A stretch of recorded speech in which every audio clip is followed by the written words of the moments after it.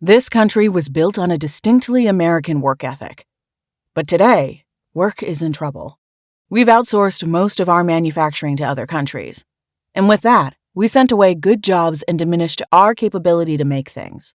American Giant is a clothing company that's pushing back against this tide. They make a variety of high-quality clothing and activewear, like sweatshirts, jeans, dresses, jackets, and so much more. All made right here in the USA, from growing the cotton to adding the final touches. So when you buy American Giant, you create jobs for seamsters, cutters, and factory workers in towns and cities across the United States. And it's about more than an income. Jobs bring pride, purpose. They stitch people together. If all that sounds good to you, visit American-Giant.com and get 20% off your first order when you use code STAPLE20 at checkout. That's 20% off your first order at American-Giant.com with promo code STAPLE20. A warm and friendly hello, welcome to lovely Las Vegas for Coast Hoops with myself, Greg Peterson, now part of the Beast family of podcasts. We've got an excellent podcast for you guys. Joining me in segment number 2, we've got Greg Waddell aboard. He does an amazing job over at the Field of 68, over at Action Network, Sleepers Media, and so much more. We're going to take a little bit of a look at the lay of the land in the Big Ten. We're going to take a look at a few games that we've got for Thursday, preview this Big East versus Big 12 challenge, and just really look at the landscape of college basketball and where we are at in terms of the top teams in terms of how much better / indifferent they are in comparison to the middle class of college basketball. So we got a nice wide-ranging chat there, along with a surprise team in the Big Ten that both of us are looking out for as well. So that's going to be coming up in the second segment. In the final segment, we're going to get you guys picks and analysis on every game on the betting board for this college basketball Thursday as we hit some bank shots. And here in segment number 1, we're going to recap what we all saw in college basketball on late Tuesday and early Wednesday. I always have to do these in a little bit of advance because the Greg Peterson experience is from midnight to 3 Eastern, which is 9 to midnight Pacific time. So we always do our best with those. And if you ever do have a question, comment, segment idea, what have you for this podcast, you do have one of two ways we offer those in. First one is my Twitter /X timeline at unit_D1. Keep in mind, letters EM, they mean does not matter. As per usual, please do send these into the timeline. The other way is find an Apple Podcast review. If you rate this podcast 5 stars, it is very much appreciated. And then from there, you are able to fire in whatever you'd like to hear on this podcast via that 5-star review. And we did get in a few questions. I know that I was asked about this by Rudy Knows FBB. He was asking me about how we go about trying to predict regression with a lot of these teams, because we know that regression is going to kick in, but you just don't know when that is going to be, and it is a very interesting topic to be able to dive in on, because I feel like it's one of those things where you just have yourself on red alert, and you don't want to be one of those people as like betting against a team 4 or 5 times that's like, hey, regression came in. Like, I deal with that a lot in the baseball season. For those that listen to the baseball betting show, you've got these pitchers that are getting like 4 strikeouts per 9 innings and their ERA is like 1. You just sit there and you're like, there's no way this is sustainable. But at the same time, sometimes the number is out of whack. And I do think the big key is taking a look at what the actual number is, because every team has a buy point, every team has a sell point, and if you do see a team shooting like north of 40% from 3, like a team that I went up against, because it holds true not just for your shooting percentage, but defensive shooting percentage as well. UMass Lowell, they got the job done on Wednesday, but they were unable to cover. They were allowing opponents to shoot 22.1% from 3-point range. Like, you fully recognize that they're a good defense, but you know they aren't that good of a defense, and you adjust by maybe like a point or two, instead of a team typically going like, we're just going to spitball a number, 6 of 19 from 3. I think that that's a pretty fair number. Maybe think, okay, maybe on this day they go 7 of 19 from 3-point range. Have a little bit of balance. You try to look for some positivity and some negativity without going completely overboard. You don't want to be just like, oh,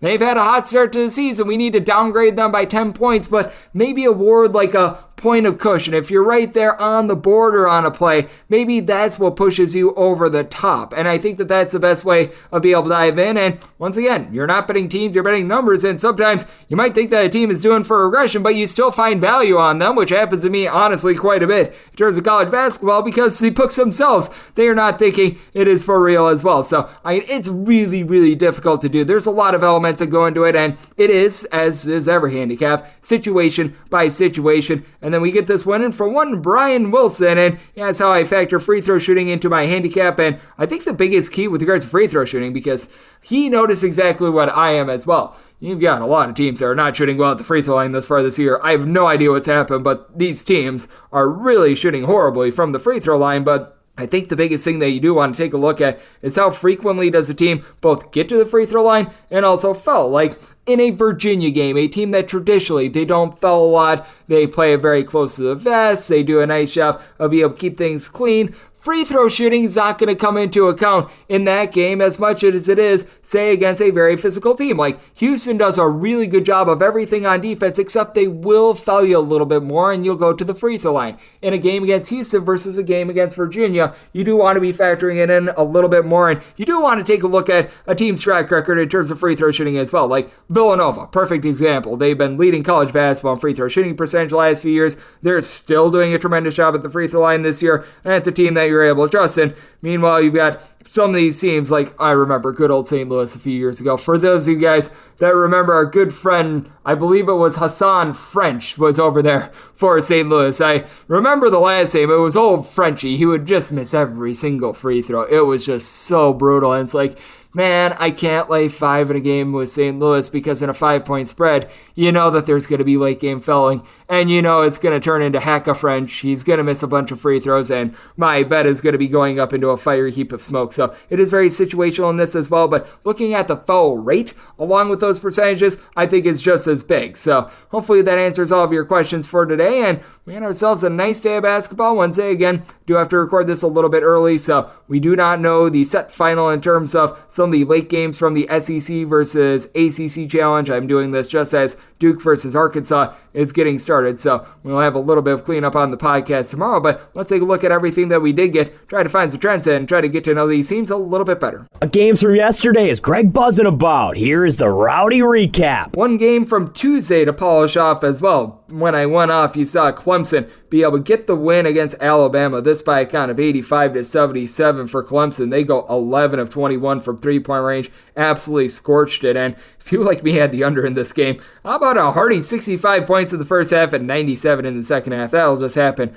with the old Crimson Tide. But for Alabama, they saw their three-point shooting percentage, which entered in this game right around about 48%. Take a little bit of a nosedive. They go 11 of 35 from three. And for Alabama, to their credit, they did a solid job winning the turnover battle 11-7. They did a solid job on the glass, but this was just too much PJ Hall. He was able to put in there 21 points, go 3 of 5 from three. And Ian Scheffelen, how about this guy? He was just gelling out there. 14 rebounds out of him, and Clemson now 6-0, their best start in quite some time. And for Alabama, second loss of the season. I still like what I'm seeing out of this Alabama team, but certainly a little bit off-putting there. And if you laid the points with UNLV, missed free throws costed you that cover on Tuesday, 72-70. Akron, my +3, was able to get there, so I was feeling very good about that. And then in terms of what we did see on the Wednesday card, you saw an absolute massive win for St. Joe's, 78-65. They go on the road in the Big 5 Classic, and they get it done. For Villanova, you did have Justin Moore give you more of 17 points, but Villanova goes just 10 of 37 from three. And for St. Joe's, they were not average Joes on this night. 14 of 27 from three-point range.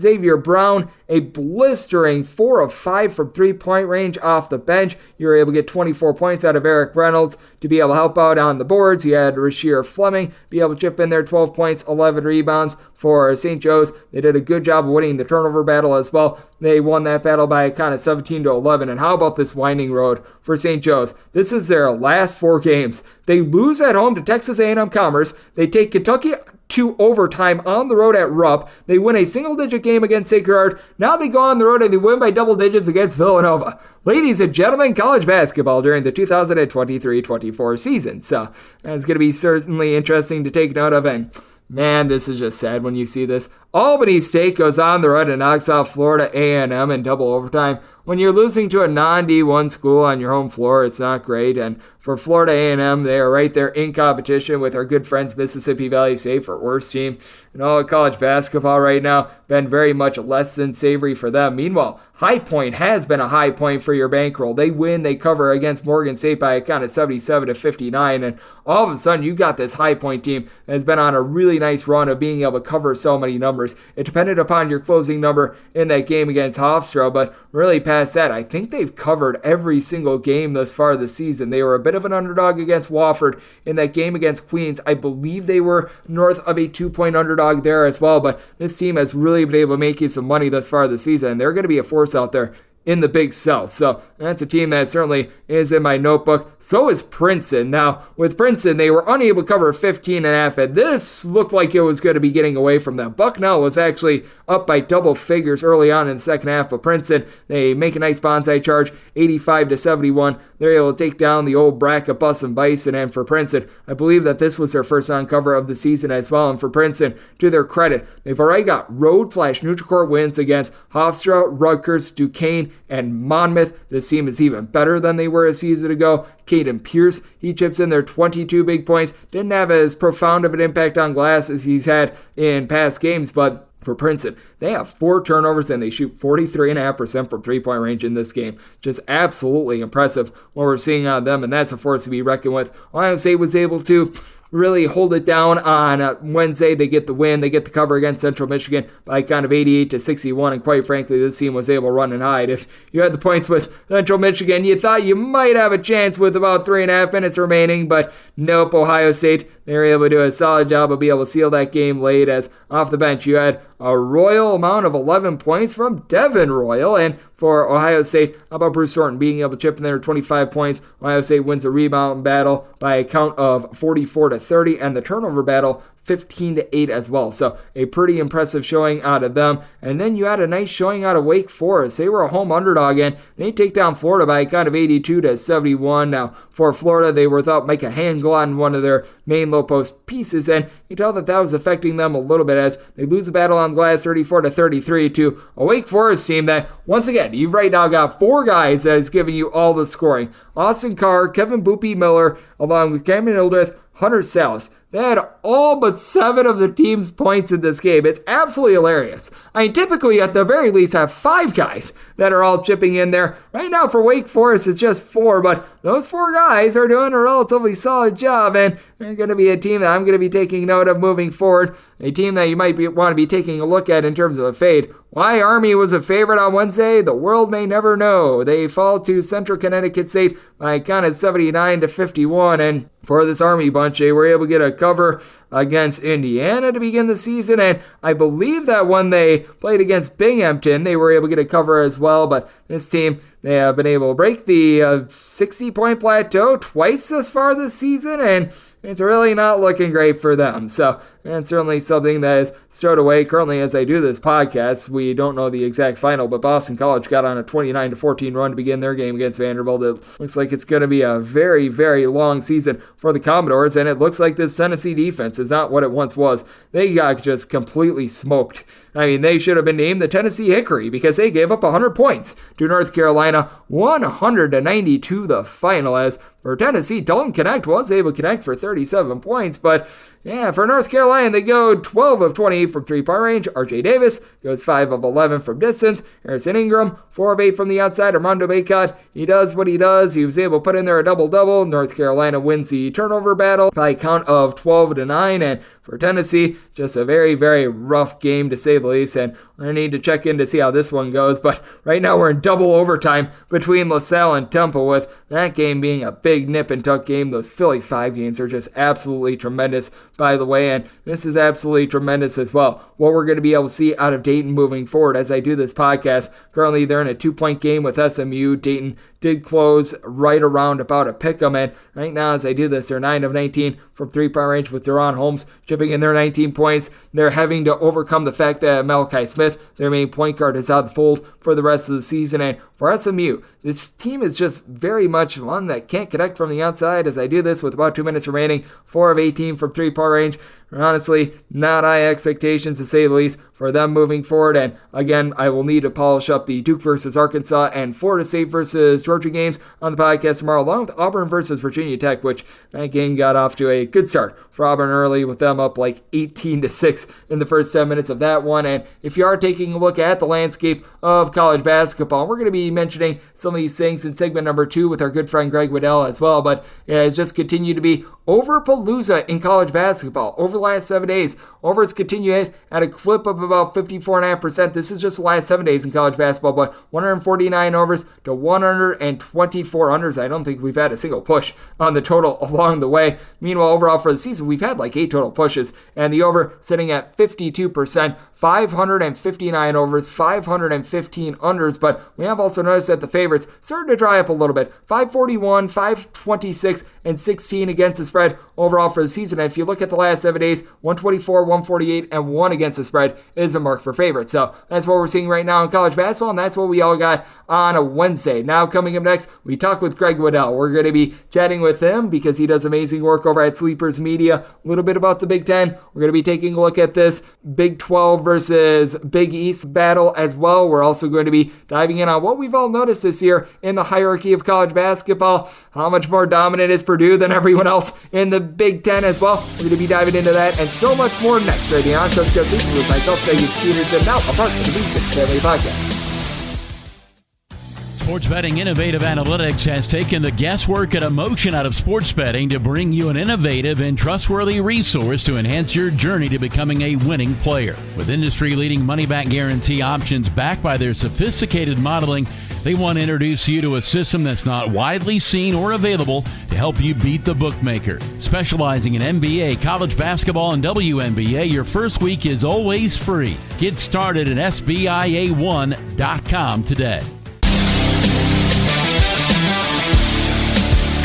And we're back here in Mobile, Las Vegas for Coast to Coast Hoops with myself, Greg Peterson, now part of the Decent Family Podcast, and it is always great to be joined by this man. You know him from his great work over at the Field of 68. You know him as one half of Sleepers Media, along with our good friend Carter Elliott. He's now doing tremendous work over at Action Network, taking a look at mostly college basketball, though I know that he dabbles in a little bit of college foosball as well. But we've got Greg Waddell aboard. He does amazing work out there in the great state of Michigan, and you're able to follow him on Twitter/X at GWizzy12. And it is Greg squared on the podcast today, and there's nothing better than that, my friend. Thank you so much for joining me. Nothing better indeed, Greg. It's great to be back with another Greg, one of the best Gregs in the business. Dare I say the best Greg in the business. I'm just shooting for second. Hey, I got to be honest, Greg. I'm on a bit of a cold betting streak right now. And I've seen you tweeting some moral influencers for me in the last week, trying to reinvigorate yourself, going through something similar. So I'm hoping by the end of this can be a little cathartic for us so we can get back on track. Absolutely. Typically, Festivus happens in late December. It's never going to have it in late November, and hopefully that'll drum up some good support for December and moving forward. So I absolutely love what we've got going on. And what have been some of your thoughts through the first, we'll call it 3.5 weeks of the college basketball season? Because I do feel like it's been a little bit more random with these non-conference tournaments, because I felt like the first 2 weeks prior to those tournaments, we knew what we were getting a little bit more, but I do think that things get very much thrown off when you do have these teams coming in on back-to-back days, playing in just foreign environments in general. And now that we've got these true home games, I feel like we can gauge properly how much the home advantage is worth. And I do feel like it gets a little bit easier when we get to the month of December. I think you're right that it gets easier as time goes on. I think my biggest takeaway from the start of this season is that anything I think I know, I don't know. Straight up. I just keep getting baffled every single night by the results in this sport. Seemingly things that make sense stop making sense every day. Things that don't make sense suddenly start to happen consistently. I don't really know how to describe it. I think there's more good teams in college basketball this year than there were last year. I don't know if there's more great teams, which I think makes it even more chaotic. There certainly is one team I think is great that we're going to talk about at some point on the show, I'm sure. That's the Boilermakers. I think they are clearly ahead of everybody else right now. But you just look around. There's a lot of strange results every single night, which makes for a very entertaining time in this sport that we think we know and love so much. And I think you bring up such a good point, and it's something that I've been talking about a lot on the podcast. I do think that there's like a clear top 10, maybe even top 15, because you look at those ranked teams facing off against teams that are like 25 or so point underdogs, and they have been cashing, and they have been cashing very consistently all season long. But the underdogs that do go down, it's sort of like insert your very good mid-major, like UC Irvine is a good example, knocking off USC, a team that is on the fringes of the top 25. I feel like when you get outside the top 10 to top 15, really from like maybe 12 to about 75 or so, it's very, very equal. Meanwhile, that top 10 to top 12, it just feels like they're a little bit head and shoulders above everyone else. I think that's right. I feel like, to me, there's about a top 12, maybe a top 15. And then I think it's just a wild open group of about 30 teams. I don't think there's much of a difference between like 16 and 45 in this sport this year, which again says something about parity. It says something about the era we're in. There's so many old guys on these teams, so many new faces that are learning how to integrate themselves into a new system. It's an entertaining time in college basketball, certainly. It's going to be interesting when we get to March because I was pretty vocal. I don't know how you felt about it last year, Greg, but I didn't love the fact that we got to the end of the tournament last year and it seemed like we picked out the Final Four from like a randomizer online. No disrespect to any of those teams. I think Florida Atlantic looks great. I still believe in Miami. We saw them struggle with Kentucky last night, but it's one of those things where I want to see teams I truly believe are worthy or truly believe can beat anybody any given night at the end. And I don't know if that makes me stuck up or what, but I think this year we're in line for another chaotic March like we were last year, except there might even be more teams that could Miami their way to a Final Four this year. Yep, I do think that we could see a whole bunch of chaos this season, and I do feel like that is so true because you've got sort of like that top 12, top 15, and then after that, it's just a big giant hodgepodge, to say the least. As joining me on the show, we do have Greg Waddell. He does absolutely amazing work over at the Field of 68, joining me on Coast to Coast Hoops, and I know you, much like myself, were born and raised out there in Big Ten country, and I'm so glad that you mentioned it at the top that you do feel like Purdue head and shoulders the top team in the conference, which we were thinking that coming into the year, but I think the gap coming into the year versus where it is now is even greater because I've been a little bit off put by what I've seen out of Michigan State. It looked like Michigan was really going to be a nice contender, and they have fallen off ever since then as well. I don't have a lot of faith in Wisconsin. Can't say that I love what I'm seeing out of Ohio State. I just look at the Big Ten right now, and other than perhaps Illinois, it just feels like Purdue has been really impressive, and everyone else has been very milquetoast and lackadaisical. Yeah, let me give you the secret tip here from a Big Ten fan if you're trying to interpret Big Ten basketball this year. If you're looking at who could possibly be a contender that's not Purdue, stop. Don't do it. It's not real. It's just fake. This has happened year after year after year. You can go back the last 5 or 6 years. Not to say Purdue's always been at the top of the sport the way they are this year, but there's just a lot of teams that look good relative to the rest of the Big Ten that simply aren't that good. And I think that applied to Luka Garza's Iowa teams. I think that applied to Johnny Davis's Wisconsin teams. This has applied to certain Michigan State teams through the years. It certainly has applied to Brad Underwood's Illinois teams that always look great in the regular season and then struggle in March. Look, this conference is deep. There's always 11 to 12 teams that can beat anybody any given night. That's not going anywhere.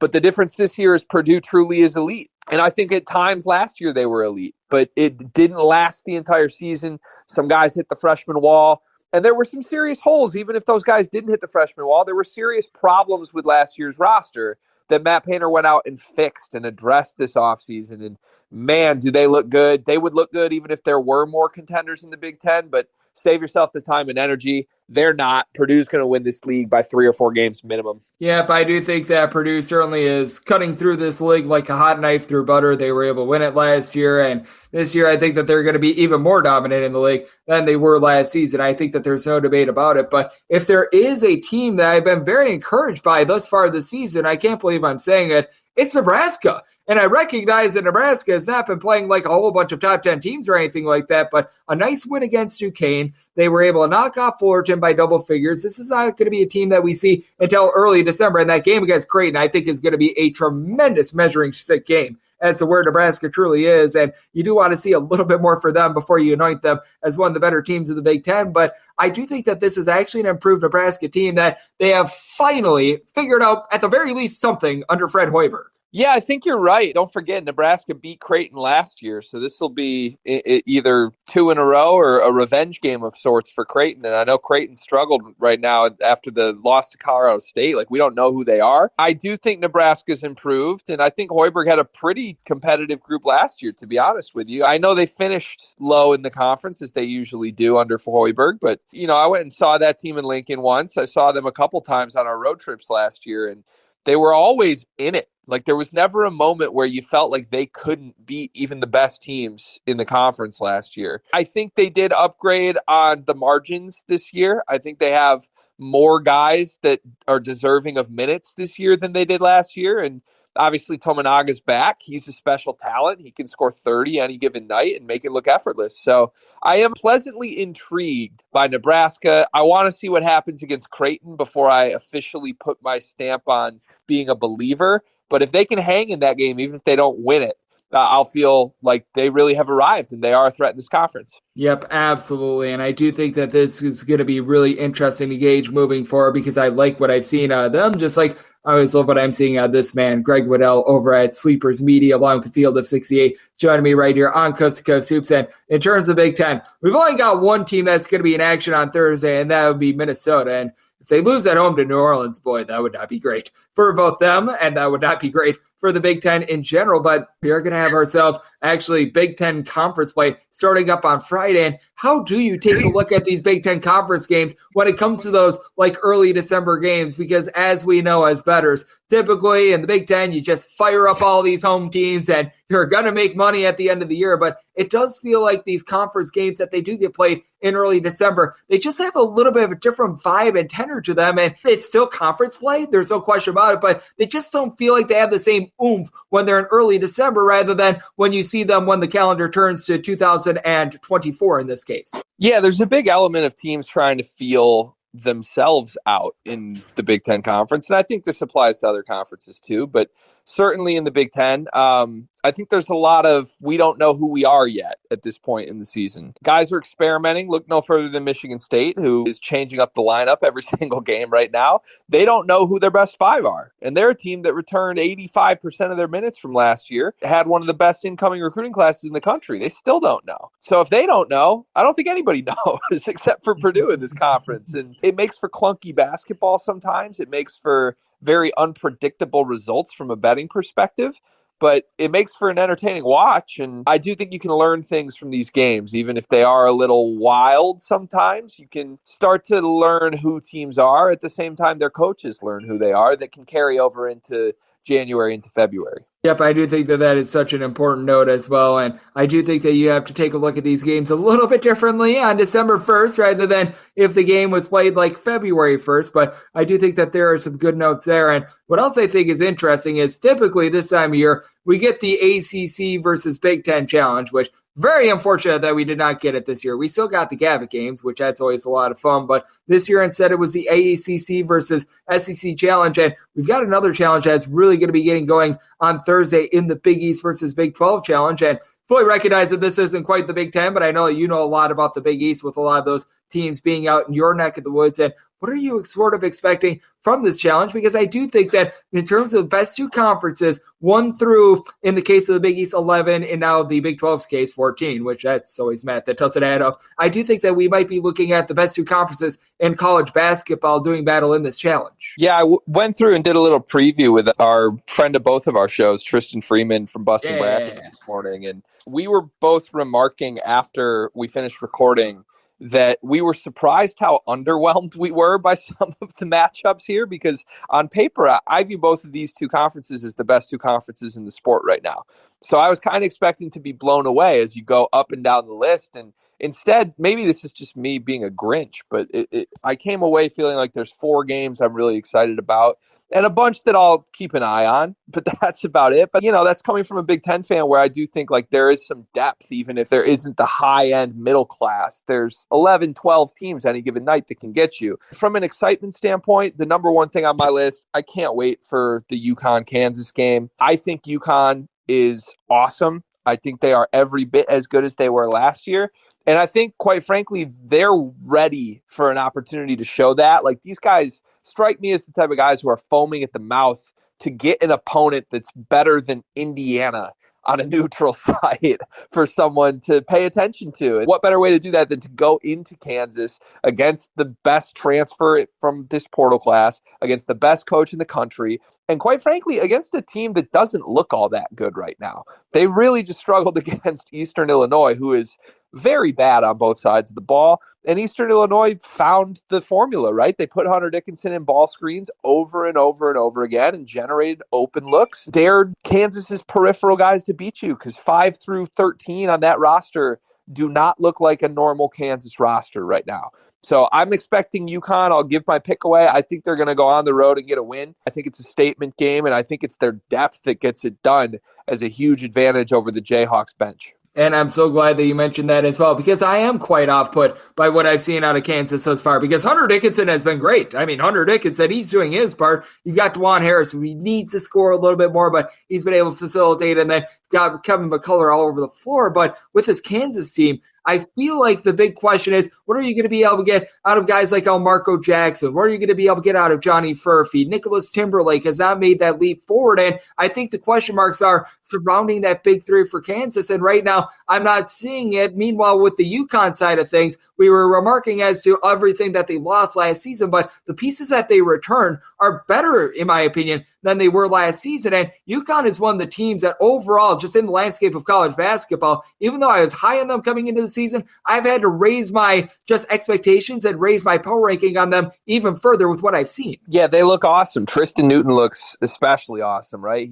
He just looks like he took such a step forward. He showed signs of being a kid that could post a triple-double any given game last year, but he's doing it consistently now this year. I know Donovan Clayton's the big name, but Newton to me is kind of the heartbeat of that team. Caravan's awesome. Like, they just have guys that are just taking steps forward. Back to Kansas, this is one of the best bettors in the game, right? From a handicapping perspective.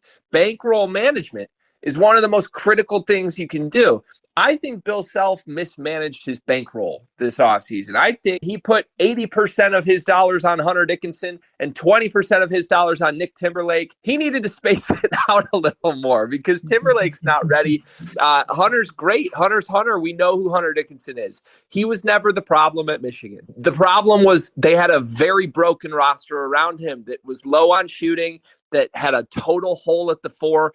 And it just didn't work. And right now, this Kansas team, I know they shot the ball well the first 4 games of the season. I think that was an anomaly. I think they're low on shooting. I think they have a hole at the 4, even when KJ Adams is there. I think that's clunky with Hunter. And they certainly have a hole at the shooting guard spot right now. Elmarco does not look ready for Big 12 play or for these marquee non-conference games. And DeJuan Harris is a great player. Don't get me wrong. This team cannot afford to have him score 1 point on 4 shots. It's unfair to McCullough and Dickinson and how good they've been. They need more from him. He's capable of more. I do think this comes down to Bill Self kind of misplaying his hand this offseason. Yep, he spent all of his money trying to get Boardwalk, and at the same time, Baltic Avenue was out there, and he could have been able to get a lot of those pieces as well, and all the railroads, and instead, he's got Boardwalk and nothing else. So I do think that that's so interesting to take a look at. I really do agree with you there as well. It's a very top-heavy team, as Greg Waddell does great work over at Sleepers Media is joining me right here on Coast to Coast Hoops, saying, Greg, it's not necessarily the most rambunctious slate that we've got for Thursday, but we do have a few interesting games, and just want to give you the floor here if there's a game or two that you're going to be betting and you see a little bit of value on. I'm totally with you. It's a pretty quiet slate. Not the type of thing you're looking forward to in the middle of an exciting week of basketball coming off of Feast Week. There's only one play that I really have my eye on tomorrow. I like Texas Tech against Butler. They're on the road. Anytime you go into Hinkle, that's a fun place to play. It's a historic place to play. That crowd will be rocking, I'm sure.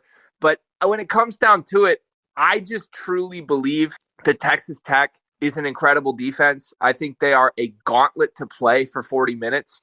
And as good as Butler's 4-headed monster backcourt has been with this new-look roster under Thad Matta, I don't think they're ready for the challenge that McCasland's defense poses. I see some similarities, honestly, to what my Michigan team just went through with Texas Tech a week ago, where, I'm looking at Texas Tech's roster on paper. I'm not that impressed with what they've done this season. I'm looking at what Doug McDaniel's done to start the year. He's been such a superstar. He's been so good. He's not going to struggle with this defense. And then you get 4 minutes into the game and you're like, wait a second, Doug's never seen anything like this. I think there's going to be some moments in this game for Pierre Brooks, who, again, has been great, but is he ready to score 16 points a game and be the offensive engine against an elite defense? I don't know that he is. So I'm going to trust the system here. I'm going to trust McCaslin on the road as a 1-point favorite against Butler, which does scare me a little bit with that line. I thought they'd be 1-point underdogs, but I'll take the Red Raiders. Yep, it is going to be a fun game to be able to take a look at, and that'll kick off the Big East versus Big 12 challenge. And a man that is always ready for prime time, a man that is a go-to scorer, that is you, Greg. You do absolutely amazing work over at the Field of 68. Doing great work now at Action Network as well, and so much more. So love to get people at home know it's all on tap for you and how people are able to follow along on social media and other platforms. I appreciate that, Greg. It's always fun being with you, my friend. I'm all over the place these days. Quite frankly, you can catch me on the Field of 68 after dark. You can catch me on the Action Network, where I'm writing game previews about 10 times a week right now, hoping to keep doing even more exciting stuff with them, maybe some video stuff in the second half of the season. The main home for us, as always, at Sleepers Media. Carter and I are doing game recaps and previews of the biggest games of the night in college basketball every single night this season, and it's always a pleasure to be here, Greg. It is always great to have Greg aboard. He does an amazing job taking a look at this game that we all know and love of college basketball. Every single time he joins this podcast, he lends impeccable insights and delivered the goods once again today. A big thanks to Greg for joining me on Cusco Soups, now part of the VSiN Family Podcast. And coming up next, it is that time of the podcast. I give you picks and analysis on every game on the betting board for this college basketball Thursday as we hit some bank shots.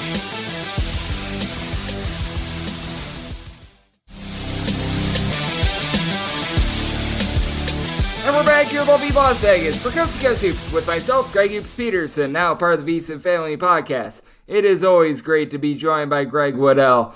The man is a whisperer when it comes to gauging the Big Ten. He does absolutely amazing work over at the Field of 68. Every single time he joins this podcast, lends tremendous insights, and I know that he's now been doing a lot more on the betting side over at Action Network. And on top of that, he, along with Carter Elliott over there at Sleepers Media, put out great content.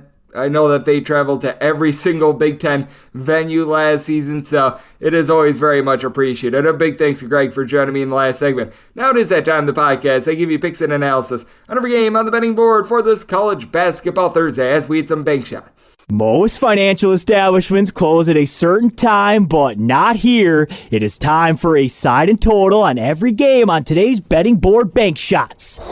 Do note that, as per usual, any changes are made to these plays will be listed up on my Twitter/X feed at @Unit_D1, and we are going to be going in Las Vegas rotation order. This is where we go with the games with 3 digits on the rotation first, and then the games with 6 digits, those are going to be at the bottom, and the games with 6 digits, those involve smaller conferences like the MEAC, the SWAC, the Atlantic Sun, the Southland is going to be prevalent today, the America East. I think we've got all the ones for today, and the Independent in Chicago State as well. So let's get things started with 737, 738 on the betting board. It is Liberty, and they are going to be on the road facing off against Florida Atlantic. Liberty Bibberty is a 7 to 7.5 point underdog with your total between 146.5 and 147.5. I thought setting my line at 6.5 was aggressive on Florida Atlantic. I really like the fact that they've got their core coming back, and I do think that the loss that they took against Bryant, that was a little bit of a blip on the radar. They just had a nice cold shooting night, and they were able to redeem themselves at the ESPN event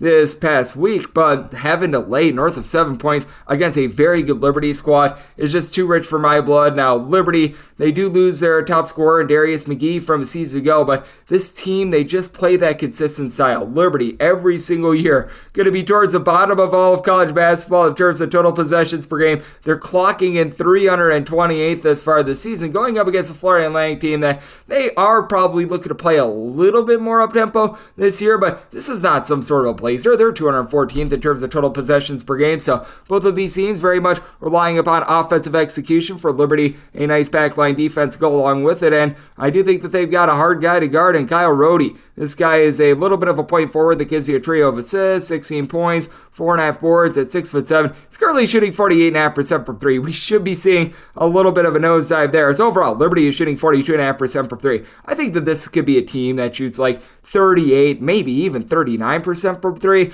North of 40% is very lofty, and we should see this come down a little bit, but I do think that they'll be able to hang in there on the glass with Zach Cleveland being able to now give you 6.5 rebounds per game. They're going to have a little bit of a tough time with Vladislav Olaf Golden, the 7'1" big man of Florida Atlantic that's been logging 14.5 points, 6.5 boards, but his support around him is a little bit down right now because they have to deal with a bit of an injury to Giancarlo Rosado. He was just able to come back in that game against Virginia Tech, so he should be good to go in this one, but he's been a little bit in and out of the fold. They've been dealing with having an injury to Nicholas Boyd, did not play in that ESPN event. Now in the backcourt, you still have John L. Davis, Elijah Martin. These two guys have been able to combine for about 26 points per game. Florida Atlantic, they're 38.2% three-point shooting. I think that it's semi-sustainable, but I think that they'll probably be, when it's all said and done, more like a 36-37% three-point shooting team, and both of these teams are really able to get after it on the defensive end. For Florida Atlantic, they're coming off of giving up 50 points to Virginia Tech. Fully recognize that it's a bare-brain games against Texas A&M and Butler, but this is a team that's really able to guard you, and for this Liberty team, the only team that they have really given up north of 68 points to is Furman, and Furman is one of the most up-tempo teams, and a team that plays all offense and no defense, so that was a little bit of an outlier as well. So I don't get the super high total here. I set my total at 138.5. I'm diving in on the under, and with Liberty being able to get 7 or more, taking those points, 739, 740 on the betting board. Texas Tech, they're on the road. They're facing off against Butler. Butler is a favorite of 1 point, and your total is between 139 and 140, and so Butler is a 3-point favorite. I'm going to be willing to lay it. I think as of right now, these two teams are relative equals, and having to go into Hinkle Fieldhouse, that's going to be tough for a Texas Tech team that I think is going to be able to do a solid job down low. You got Warren Washington, comes in from Arizona State, doing a good job along to Arion Williams of logging 8 rebounds apiece. Williams has a little bit more versatility as he's more of a 6'6", 6'7" shifty guy that's able to give you about 10 points per game. But for Texas Tech, I do think that there should be some positivity with their 27.5% three-point shooting, but this isn't a supreme shooting team. You've got a pair of guys in Joe Toussaint along with Pop Isaacs. These two guys have been able to combine for about 28 points per game. Get about 6 assists out of these two guys, but they have had a little bit of a tough time taking care of the ball with 13 turnovers per game. It is a Texas Tech team that under Grant McCasland, they've slowed down, and Butler, they've actually sped up this season because they just had some misfit pieces a season ago under Thad Matta. Bringing in Pasha Alexander has brought some stability to the backcourt. Got a Butler team that's only turning the ball over about 10.5 times per contest. Now for this Butler bunch, you do have Pierre Brooks, who's been able to give you 17 points per game, shooting about 40% from three-point range, and you've gotten a lot of the Northeastern transfer in Jamal Telford. He was at Northeastern last year, really their do-it-all guy with about 16.5 points per game. Now he's able to play a little bit more off the ball. Just feels like he's a little bit more free-flowing in the offense, and at 6'7", he has been able to pull in there about 5 rebounds per game as well. It's going to be up to Andre Screen along with Jalen Thomas to be able to log things down low as they've been able to give you about a combined 11.5 rebounds per game, and I do think that they're going to do a solid job against the Texas Tech team. That they've got good versatility. They do a nice job of being able to slow games down. Really, other than that game against Villanova, they've given up 70 or fewer in every one of these games, and for Butler, they've been all over the place with regards to their offense. You take a look at their last 4 games, they've scored 54, 86, 88, and 70 points, so I do think that Butler is a little bit of a chameleon. You want to play fast, they'll play fast. You want to play slow, they'll play slow, and I do think that this game does get slowed down, so I saw my total 137 diving in on the under, but I think that Pasha Alexander is the best guard in this game, going to be able to help Butler keep things clean and help them win the turnover battle, which will allow them to win the game. I did set Butler as a 3-point favorite. I'm going to be willing to lay the number and take a look at the under. 741, 742 on the betting board. It is Hofstra, and they play us to South Florida. South Florida is an underdog of 4.5 points, and your total is between 145.5 and 146. Did set my total at a 145, so now that we're reaching a 146, I'm going to be willing to dive in on the under with Hofstra. This has been a pretty impressive team over the last few seasons, so they do lose Aaron Action Estrada last season. He was Mr. Do-It-All for this team. He was logging just under 20 points, 5 boards, 5 assists, but they have had guys be able to pick it up. Tyler Thomas, who was a good number 2 scorer a season ago, he has become that primary guy with 25 points per contest, shooting 43.5% from 3-point range for a Hofstra team that they just do the little things well. They're shooting 80% at the free throw line. You would like to see the 11.5 turnovers per game come downward just a little bit, but they played a relatively tough non-conference slate. They had a tough game against Princeton to begin the season as well. And this is a Hofstra team that last year they proved as the season went along with regards to their defense. They're currently 186th in the country in terms of points allowed on a per possession basis. Pretty much on par with where they were after the first month of the season ago. They ended the season in the top 60, so I do think that they're finding their footing. And for South Florida, I do think that the shooting should improve for this bunch. They're currently shooting 22% from 3. Mr. Abdul Rahim, who was the coach at Kennesaw State a season ago, and he brings with him a lot of Atlantic Sun flair. Jose Placer, he was the main point guard start over at North Florida. He's only been able to chip in there 9 points per game. His main scorer from Kennesaw State a season ago, Chris Youngblood, he's picking up right where he left off, 16 points per game, but his 3-point shooting percentage is down right around about 23.5% from distance, and I was expecting a little bit more out of Brandon Stroud as well. He's been in and out of the fold for the team,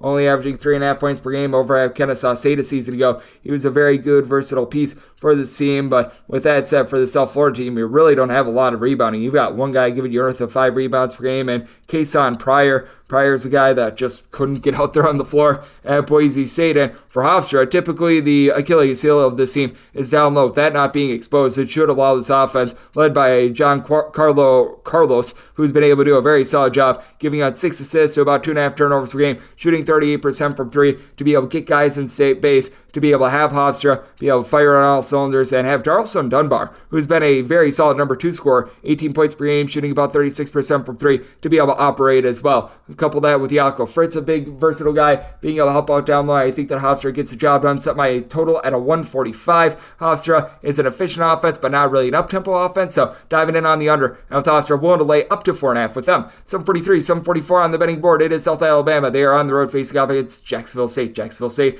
is a favorite of anywhere between 1.5 and 2 points, and your total is anywhere between 129.5 and 130.5. And with regards to South Alabama, I did set them as an underdog of 3 points, so I'm going to be looking at Jacksonville State for South Alabama. They've been trying to bring in these non-D1 guys, and they did a nice job of being able to strike some gold last season. Just doesn't feel like they brought in that same level of transfer thus far this season, and they get to go up against a Jacksonville State team that has been turning the ball over a little bit too much. Jacksonville State does need to shape up in terms of the right around about 13.5 to 14 turnovers per game, but Kai Tandy is a good go-to scorer, 17 points per game, comes in from Xavier, where, he had some moments of brilliance, but you could tell that they weren't featuring him too much, and I do think that down low, this team has an edge as well. Jawan Purdue, along with Marcelius Bingham, both of these guys have between 5.5 and 6 rebounds per game, and Purdue has actually been able to shoot in the mid-30s from 3-point range. That's been big for a Jacksonville State team that overall is only shooting about 31% from the outside. Meanwhile, for South Alabama, Isaiah Gator, he comes in from the non-Division I level. He's logged 16.5 points per game, but where's the help around him? You don't have a single guy that's giving you north of 5.2 rebounds per game. Thomas Hull,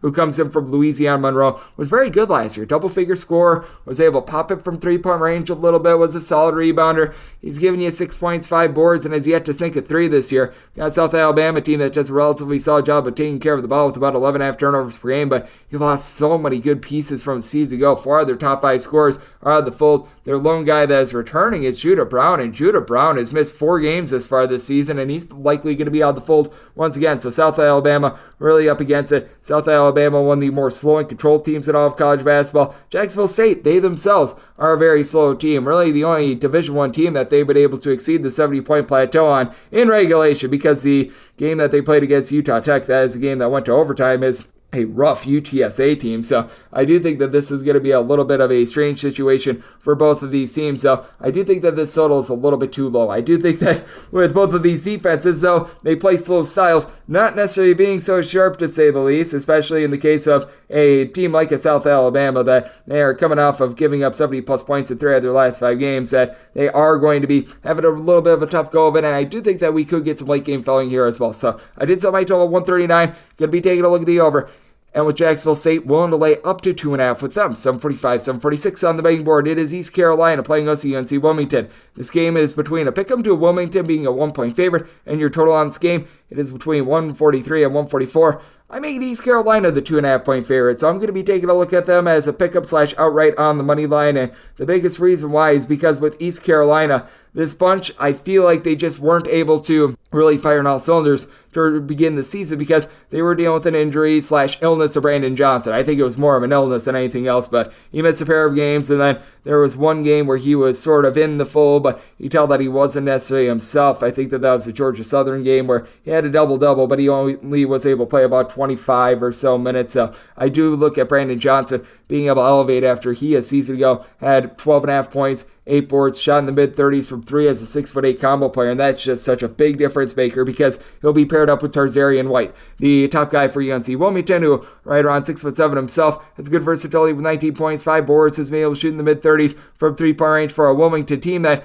this team traditionally plays very slow, very controlled. They're looking to be more of a defense-oriented team, and let's call it what it is with Wilmington. Even though they bring back a lot of pieces from a season ago, this has been one of the more fortunate teams in all of college basketball over the last few seasons, and currently they are clocking in right around 220th in the country in terms of points allowed on a per-possession basis, going up against an East Carolina team that's really sold things out, 272nd in the country in terms of total possessions per game. You've got a Wilmington bunch at they're back below the top 250 as well. For Wilmington, they're just shooting an unreal 43.5% from three-point range, and this is not going to continue. KJ Jenkins shot north of 40% from three at New Mexico. Currently, he's shooting 47% from three. I think that'll taper off a little bit. You've had Malik Harden-Hayes, along Donovan Newby, be able to combine for about 21 points per game. Between the two of them, they're shooting darn near 46% from three-point range. Again, not sustainable. You've got the Youngstown State transfer, Shamir Athan-May, shooting 60% from three. Again, not sustainable, and I do think that we're going to see a little bit of fall-off there. Now, to the credit of Wilmington, they're only turning the ball over about 10 times per game. They do a good job of doing the little things, hitting free throws, not turning the ball over, but with East Carolina up there in the backcourt, I think that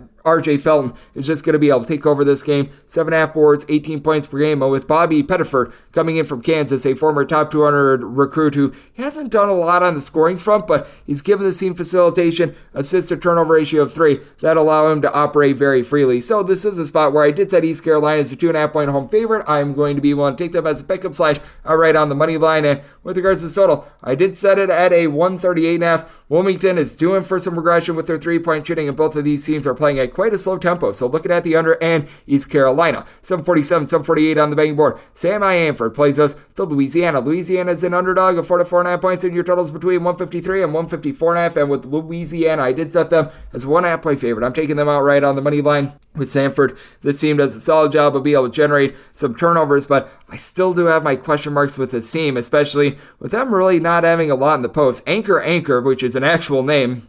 He's a 6'9" gentleman that comes in from Australia, and he's been able to take some nice strides forward. 13.5 points, 6.5 boards. Not going to light it up from 3-point range or anything like that, but I do like what he's been able to bring to the table. But past that, you need to get a little bit more out of Rylan Jones, who's a very well-traveled man. I still remember when he was a freshman at Utah, he was lighting up with like 9.5 points, 4.5 assists, shooting in the high 30s from 3-point range, and with every passing year in college basketball, it feels like he's gotten worse. I have no idea how, I have no idea why, but that has been something that I've been noticing now with the Sam Hanford team. They've been able to generate about 10.5 steals per game, and a lot of it has been thanks to Jermaine Marshall. Marshall has good versatility for the team. He's able to give you 12 points, 4 boards per contest, but we're noticing that he's currently dealing with a little bit of an injury. He was limited in that game against Alabama State. He has missed each of the last 2, and there's a good likelihood that he is going to be out of the fold in this game as well, and if he does go, he's most likely not going to be 100%. That means that Kobe Julian is going to really be able to have his way with this game. He's been able to log 18.5 points per game, shooting 43% from 3 as a 6'6" do-it-all sort of player. He gives you a block. He gives you 2 steals per game.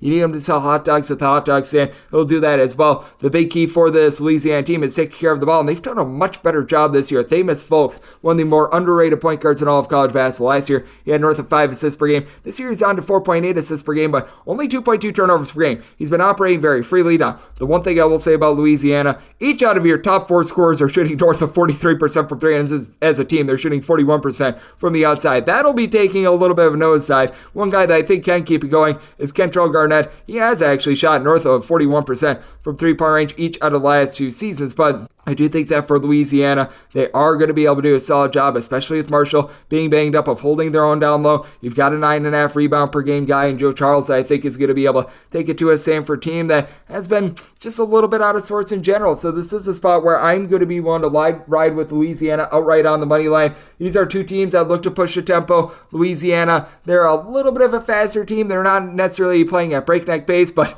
their defense has been shoddy. Their offense has been pretty tremendous. And we've got a Samford team that has been able to put up at least 79 points in each of their last 5 games, and they themselves have given up at least 70 in 3 of their last 4, including 2 Merrimack, who's traditionally a slow team. So set my total 159.5, looking at the over, and looking at Louisiana outright on the money line. 749, 750 on the betting board. It is UT Martin on the road facing off against Rice. We give our to Lane Kiffin. Go Owls, as they are between 5 and 5.5 point favorites, and your total is 164. I actually think that this is just a skoge too low on the total. I set it at a 166. I'm looking at the over. I think that this is going to be close enough for late game following for one, and for for 2. You've got yourself a Rice team that they are playing up tempo, but not quite as much as UT Martin. UT Martin in the top 10 in the country in terms of total possessions per game. This Rice team in and year out is in the bottom 100 in terms of points allowed on a per possession basis, and the Rice defense should just be nicknamed Hickory because they have gotten smoked in every single one of their games against a D1 foe. They have given up at least 80 thus far this season. Meanwhile, you got a UT Martin team that is just absolutely sizzling on offense right now. They have scored at least 80 points in all but 2 of their games thus far this season, and those 2 exceptions were against a Prairie View team that does a good job of forcing turnovers, and Mississippi State, and nothing needs to be said more than they scored less than 80 points against Mississippi State. You've got Jordan Sears in the backcourt for the UT Martin team. He's been able to log 22.5 points per game, and he's shooting a blistering 53.5% from 3. That should be coming down a little bit, but the team has done a better job of hitting the glass than I was expecting. The duo of Jordan Cruz along with Isa Muhammad, they've been able to combine for about 17.5 rebounds per game. With Cruz, he's been able to shoot about 42.5% from the outside. You've got KK Curry, he's got some versatility at about 6'7", 9 points, 5 boards. So I do like what these guys have been able to bring to the table. And then for its Rice team, you've got ultimate versatility with Max Fiedler. The guy stands right around 6'10", 6'11". He does it all. 11 points, 8.5 boards, 4.5 assists. So he is going to be able to help out the likes of Travis Evie, Makai Mason in the backcourt. These 2 guys have been able to combine for about 27 points per game. Evie's only shooting 29% from 3. That should be jumping up a little bit. Throughout his career, he's been more around a 36 to 37% three-point shooter. They bring in from Gardner Webb, someone I like in Anthony Selden. He, a season ago, shot only about 30% from 3, but impacts the game in a wide variety of ways. He'll give you like a block, 11.5 points at 6'6". He's a nice do-it-all sort of player for a Rice team that they do a really good job of being able to get to the rim as well. And Sam Aljiki coming in from Cal, he's got good versatility at right around 6'7". He's let it fly at about a 35% or so clip from 3. For UT Martin, even though you've had Cruz and company do a solid job down low, I just don't think that they match up with Max Fiedler very well, but I think that this is a single-digit game that is going to be played very competitively. You get some late-game fouling, and I think that you've got both teams approaching 80 in this one. I set my total at 166. I'm going to be taking a look at the over, and when it comes to Rice, set them as a 6-point favorite, so I'm going to lay up to 5.5 with them. 751, 752 on the betting board. It is Illinois State. They play on the road against UIC. UIC is a favorite of 6.5 to 7.5 points, and your total is between 132 and 133. UIC has covered every one of their games as far this season. It has been remarkable. This is when I'm going to sell high on them. I set them as a 5.5 point favorite. I'm going to be willing to take the points with Illinois State. Illinois State has been a little bit of a topsy-turvy team the last few seasons as they've been without a little bit of an identity, and more importantly, the reason why they've been without an identity is that the point guard spot has been quite vacant for the team the last few seasons, but I think that Dalton Banks coming in helps out with that a little bit. He's been able to give the team 3 assists, 10.5 points per contest, and has been very effective for the team. Now, you do want to note that in the last game against Wright State, he was limited to 17 minutes, so I am thinking that he plays in this game, but I think that he's going to be a little bit hampered, so I sort of set his effectiveness more around to 50% in this game, and if he is unable to go, you're probably going to be looking at a little bit more Darius Burford. Burford last season led the team with about 2.5 assists per game, and did a solid job of operating towards back half of the season. He got more and more comfortable as the season went along, 13 points per game. He, Malachi Poindexter combining for about 20 points per game, and this is a team that does a very good job rebounding by committee. You don't have that one guy that's necessarily demonstrative with regards to his rebounding, but you've got Kendall Lewis, Brandon Lieb, along with Miles Foster. I'll give you between 5.5 and 6 rebounds per game, and Lieb is a 7-footer that comes in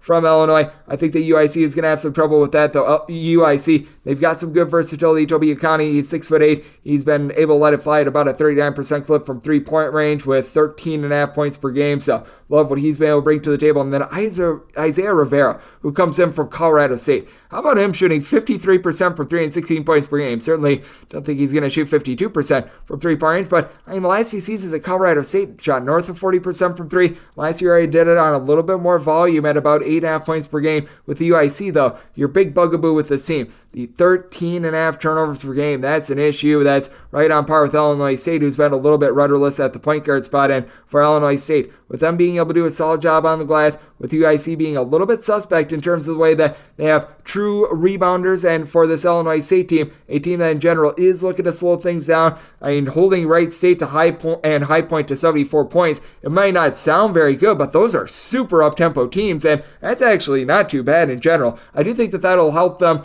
hang lively in this game. I did set my total at a 137.5. I do think that this is a game that comes down to late game fouling, and I do think that Illinois State is going to do a little bit of of a better job of taking care of the ball against a UIC team that's not generating a lot of steals, and got a UIC team that they themselves have scored 70 plus in 4 of their last 5 games. So take a look at the over, and with UIC, going to make them a 5.5 point favorite. So taking the points with Illinois State, 753, 754 on the betting board. Southeast Missouri State is on the road facing off against UMKC. UMKC, an 8.5 to a 9 point favorite, and your total is 142.5. I set this line with UMKC being a 6 point favorite. I don't know why. Maybe I'm just not a fan of Marvin Menzies after what he did at UNLV, but I am not in on this team whatsoever. I'm going to be willing to take the points. The Southeast Missouri State team is not the same. After last year, they had Philip Russell being the main scorer for the team. He's now out of the fold, but I like what the versatile 6'9" big man from Wisconsin, Adam Larson, is able to do. Currently shooting 58.5% from 3. We'll certainly see a fall off there, but he's been able to give you about 11 points per game. Now, he was dealing with a little bit of an ailment against like Central Arkansas, what have you, but he returned in the team's last game against Chattanooga. He put in there 13 points.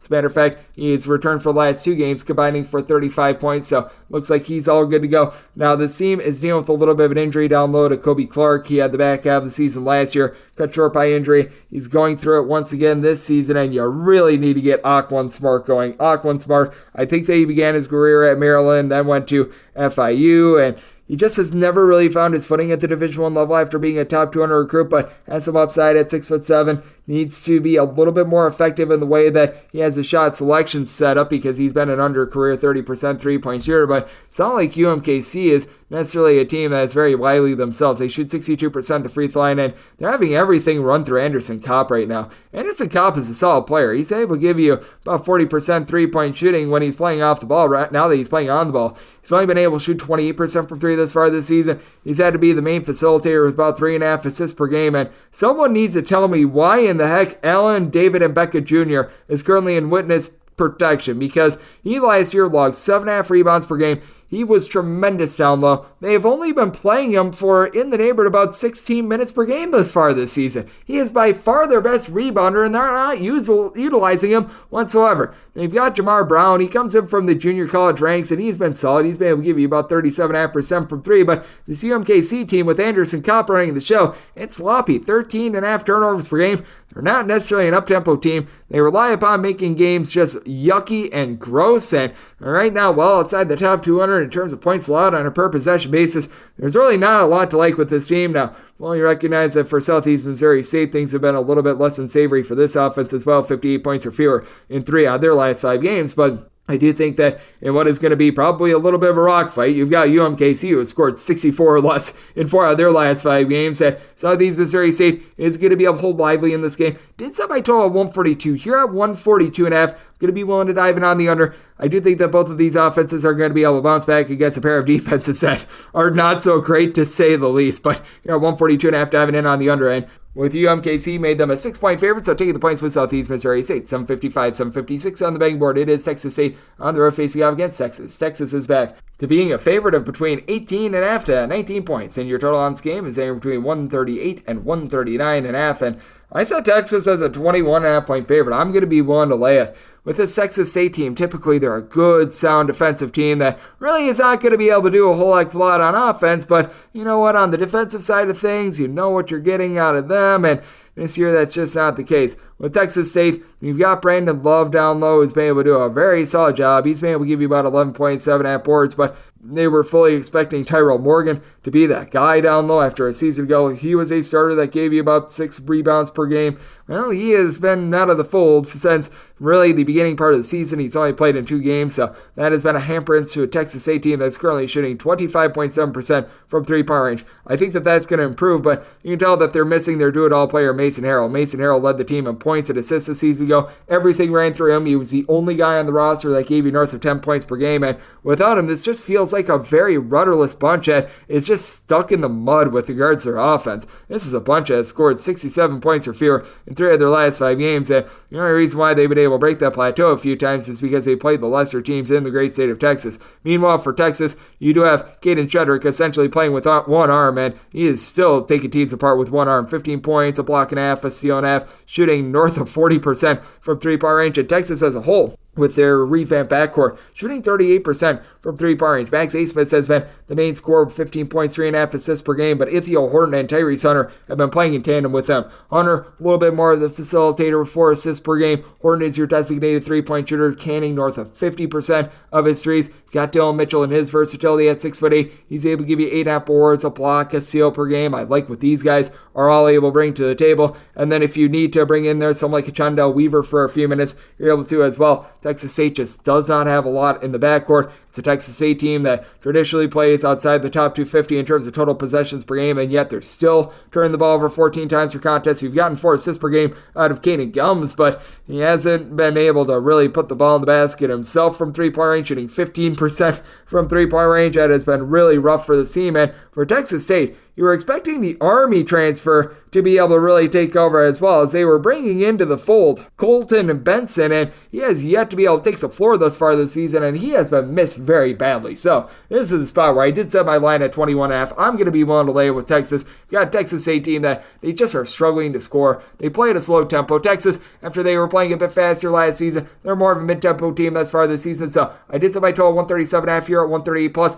diving in on the under end. Going to be looking to lay it with Texas. 757, 758 on the betting board. It is Oklahoma State playing against Creighton. Creighton is a favorite of 6.5 to 7 points, and your total is between 139.5 and 140. I did set my total at 146, looking at the over. This is a Creighton bunch that they are outside the top 225 in terms of total possessions per game. They're just so stinking efficient. Now, they had a big, giant clunker against Colorado State to wrap up their event last week, but all in all, this has been a team that passed that one hiccup. They've been able to get to 80 plus on the regular end with this Creighton team. They've got much more depth than they had a season ago as well. It did off-put me a little bit that against Colorado State, they did shorten up the rotation, because I think that this team is better when Fran Farabelle is getting 15 plus minutes, when Frederick King is able to spell Ryan Kalkbrenner for minutes, because you've got some very tremendous players in that top 5. You've got Baylor Shireman, who just does it all. 4 assists, 7 boards, 18 points, shoots 40% from 3. Ryan Kalkbrenner at 7 feet tall is able to pop 3s. He'll give you a block. He'll give you 8 plus rebounds, 15 plus points per game. Steve Ashworth has done a nice job of being able to dole out the ball. Trey Alexander is a designated scorer as well that's able to give you 18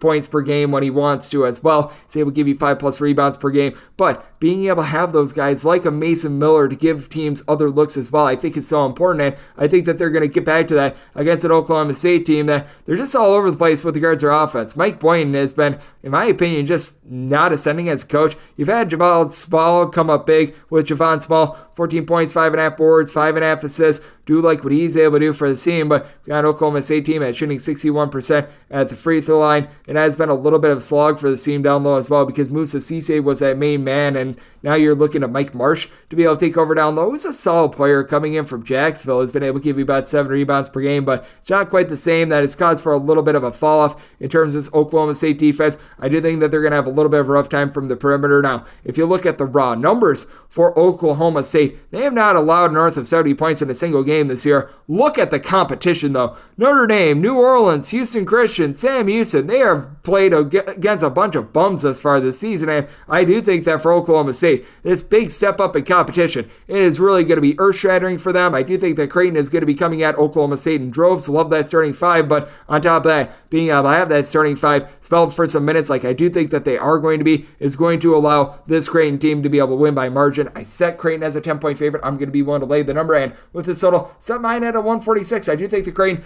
gets back to that same offensive efficiency that we saw prior to that Colorado State game. So taking a look at the over and Creighton laying the point. 759, 760 is the DK Network right a pick. You've got Hawaii on the road facing off against Utah. Utah is a favorite of 11 to 11.5 points, and your total is between 146 and 146.5. My write-up is going to be on the under. Now, when it comes to three-point shooting defense, you don't want to make too much out of this year's numbers just because, well, you've got a very small sample size. Outliers do happen, but for the Rainbow Warriors, their three-point shooting defense is one of the better ones in all of college basketball because of what they also did last year. Currently, Hawaii is allowing opponents to shoot 27.5% from distance thus far this season. Last year, they were 11th in the country in three-point shooting defense. That shows me that this is sustainable. You've got a Hawaii team that they really bear down on defense. Last year, they were in the top 20 in terms of points allowed on a per possession basis, are picking up where they left off this year at 16th. Now, for Utah, they are currently just outside the top 100 in terms of points allowed on a per possession basis, but they, a season ago, were a team that was in the top 30 with this regard as well, and I do think that they're going to do a solid job against an Hawaii team that last year was outside the top 220 in terms of points scored on a per possession basis. Hawaii's been a little bit better with their offense thus far, but I do think that this is a little bit of a product of the competition that they're playing when you're playing against teams like San Diego. UT Rio Grande Valley was in that multi-team event that they were in a few days ago. That does allow the offense to be quite a bit better in general, and I do think that for Utah, they are going to be able to win this battle down low with Braden Carlson being able to give you 17 points, 6.5 boards for Carlson. He shoots 36% from three as a true 7-footer, but I do think that we're going to see a little bit of a drop-off with the three-point shooting percentage because of, for one, that Hawaii defense, and two, you take a look at Utah last season, they were more of around a 33.5% three-point shooting team with pretty much all the same pieces from last year returning. They did bring in Cole Bajema, who was solid over at Washington last year, shot 36% from three, 9 points per game, but he's not going to be a guy that takes Utah from being like a 30% three-point shooting team to being north of like 38%. You've got Kiba Kita, who's back in the fold for the team as well. That does give Utah a little bit more defense at 6'8". Not necessarily a great offensive player with about 6 points per game, but he gives you 7 boards. He gives you a little bit of a block per contest as well. And then for Hawaii, they're pretty solid in the post as well. I think that they're going to struggle with the versatility of Carlson, but you bring in Jordan McCoy, began his career over at North Carolina and Virginia, top 200 recruit, 12.5 points, 8.5 boards, currently shooting 53% from three. Again, we should see a fall off there, but the guy that really doesn't put up numbers that plays a big role in this defense, Morsek. He's 7'1" from the Senegal. Whenever he gets minutes, this guy impacts the game. He's able to give you a few blocks per contest, just a really good rim protector in general that makes big plays. So I like what he's able to bring to the table. Bernardo da Silva is able to give you about 5.5 rebounds per game. Main scorer for this Hawaii team is Noel Coleman, who's able to give you a 38.5% three-point shooting team. And this is a Hawaii team that sometimes gets a little bit out of sorts with regards to turnovers. That's why they were inefficient with their offense last season, about 13.5 turnovers per game this far this season. And if you look at the core of these two teams, both of them played quite slowly last year. Hawaii was outside the top 300 in terms of total possessions per game. Utah was about 248th. Both of these teams have been playing a little bit faster thus far this season, but I think that that's been a little bit of a product of the teams that they have played against. So I do think that things are going to be a little bit more slow and controlled than they have been towards the beginning part of the season for both of these teams. And I do think that for Hawaii, they do a good job of guarding the arc to hold in this game against Utah. My DK Network right pick is on the under. Set my total at 136. With Utah, could only make them an 8-point favorite. So take the points with the Rainbow Warriors, and my right pick is going to be on this total under 761, 762 on the betting board. It is UC Davis on the road facing off against Oregon State. Oregon State is a 2.5 to a 3-point favorite, and your total is between 134 and 135. This Oregon State team is really not good, to say the least.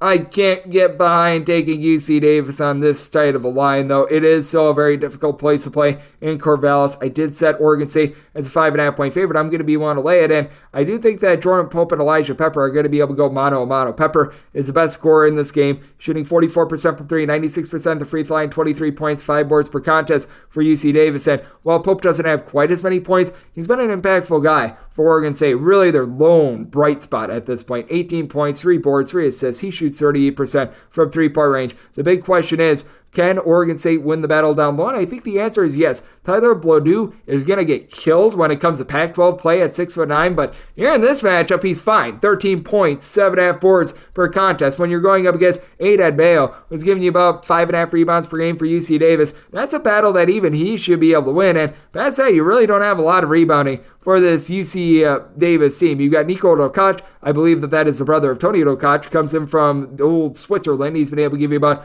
4.5 points, 5.5 rebounds per game. He's been an okay contributor. And for UC Davis, they do shoot 35.5% from three. Here's the problem, though. They're actually playing at a much slower tempo this year than they did a season ago, and they're turning the ball over north of 16 times per contest. That is dead possession atop of dead possession for a UC Davis team that's right around 289th in the country in terms of total possessions per game. Not like Oregon State is necessarily a rocket ship. They are 80th in the country in terms of total possessions per game. Much of that is because they did play that harebrained double overtime game against Troy, and they played an overtime game against Appalachian State. You take out the fact that they played an extra 15 minutes and they're a relatively mid-tempo team, and for this Oregon State team, they're going to need to get a little bit more out of the backcourt. You brought in Christian Wright from Georgia, and he just has been dealing with injuries and has not gotten right in general with only about 6 points per contest, but I think the versatility of Dexter Akano, who's right around 6'5", 5. Last season gave the team right around 8 points, a few rebounds, about 2 assists per contest. If he's able to emerge a little bit, that's going to be big. And I do think that for Oregon State, they're going to be able to do an okay job down low, enough to be able to get it done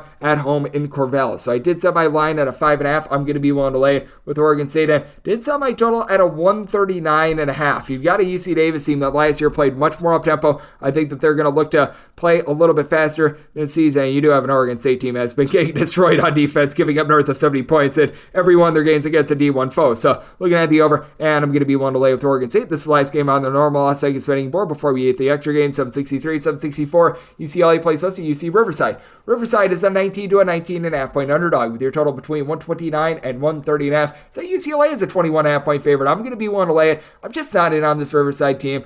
They lose 5 out of their top 6 scorers from a season ago. You've been able to get some relatively good production in the backcourt with 4.5 assists, 12.5 points per game out of Barrington. Hargis, who has come in as a true freshman, has really made a nice impact for the team, shooting north of 40% from 3. And to the credit of Riverside, they're turning the ball over only about 9 to 9.5 times per game. Mike Magpeo is a very good coach. He preaches the little things. This team has no size whatsoever. Jalen Martinez, with his 4.7 rebounds per game, is currently leading the way. You got a UC Riverside team that they have been playing a relatively slow pace against Division I competition thus far this season. I think their only game in which they were able to exceed the 70-point plateau was against UW Green Bay. Meanwhile, you've got a UCLA team that they certainly have been not great with their offense, to say the least. It is very much a work in progress. This is still a really well-coached team under Mick Cronin that they're really doing a nice job of bearing down on defense. Top 20 team in terms of points allowed on a per-possession basis. Your main guy thus far this season down low has been Adam Bona. Has been able to give you about 6.5 boards, 15 points.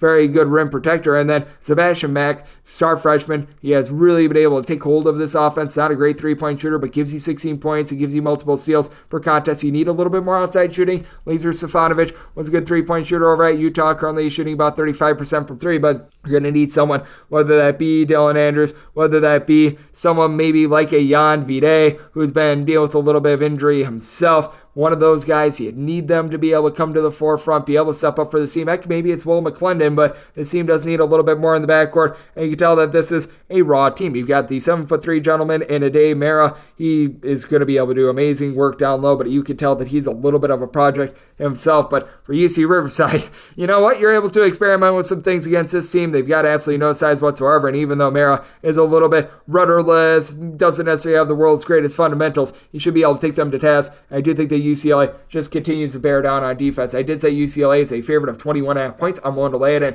Set my total at 129.5. I'm seeing a 130.5 out there, diving in on the under, and I'm going to be willing to lay it with UCLA. Now we get the extra games. The normal betting board picks are complete, but there are some extra games today, so we go into the bonus. 306-589, 306-590. It is Minnesota, and they're going to be playing us in New Orleans. New Orleans is a 11.5 to a 12.5 point underdog, and your total is between 147.5 and 148.5.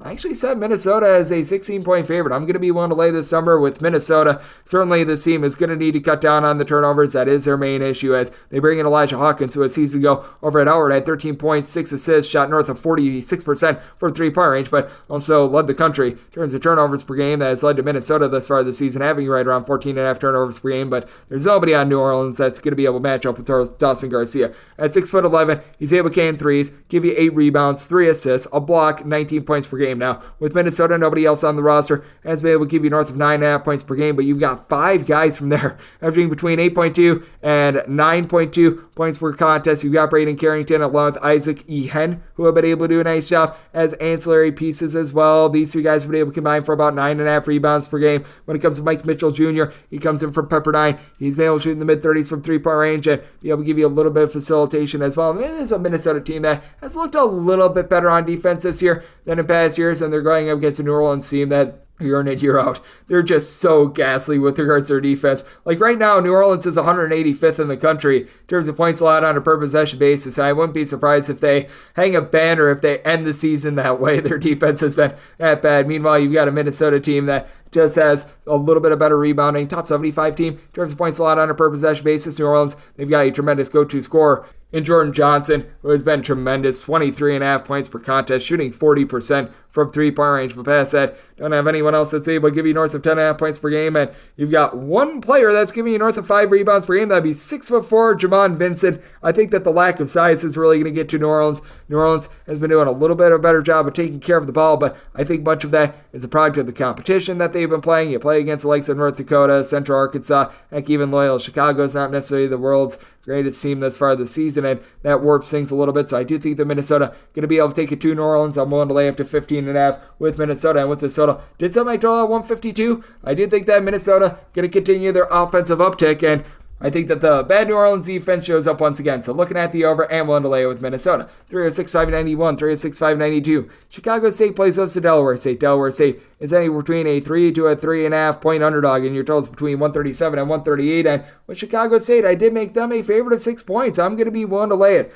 Delaware State has been one of the most ghastly teams in Division I college basketball for the last few years, and I do think that this is going to continue on. You've got a little bit more in the backcourt with Martez Robinson, who got off to a rough, first 3 or so games of the season, and he's really been able to kick it into high gear, now shooting 45% from three-point range. You'd like to see that, and then you've been able to get about 15 points per contest out of Jevin Munoz as well. Past that, you don't have a single guy that's able to give you north of about 8.5 points per game. Been able to get a little bit of something down low as Alston Andrews, who comes in from Illinois State, 6'10" big man, was really relegated to the bench. He's been able to give you about 6.5 rebounds per game, but the versatility of Deshaun Corbett, I think, is going to be able to take hold in this game. He and Wesley Cardin have been your main go-to guys for Chicago State, combined for a little bit over 30 points per game. They're both shooting between 35 and 36% from the outside. Corbett is able to give you 7 rebounds per game, and you've gotten a little bit more down low out of 6'7" Deshaun Jean Carlos. He's not necessarily been a tremendous outside shooter, but he gives you 5 boards. He does a solid job of being able to get inside, be able to grab those rebounds. He plays some good physical defense.